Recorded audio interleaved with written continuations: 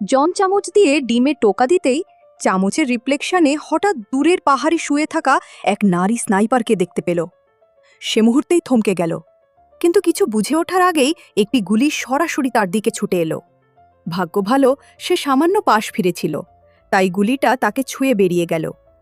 জন সঙ্গে সঙ্গে লাফ দিয়ে আড়ালে চলে গেল, কিন্তু স্নাইপার থামেনি, আবারও ট্রিগার টিপল। জন দ্রুত নিজের গোপন অস্ত্র বের করল।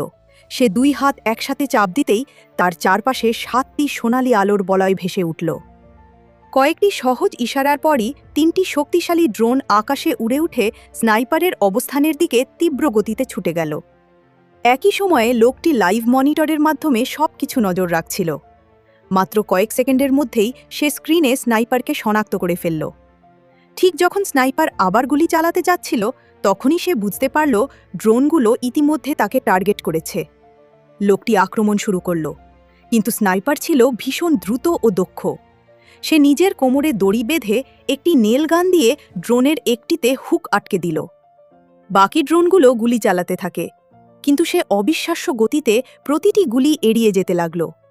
বাতাসের মাঝেই অসাধারণ কৌশলে এদিক ওদিক ছুটে বেড়াতে বেড়াতে শেষ পর্যন্ত সে পাহাড়ের খাদে ঝাঁপ দিয়ে পালিয়ে গেল।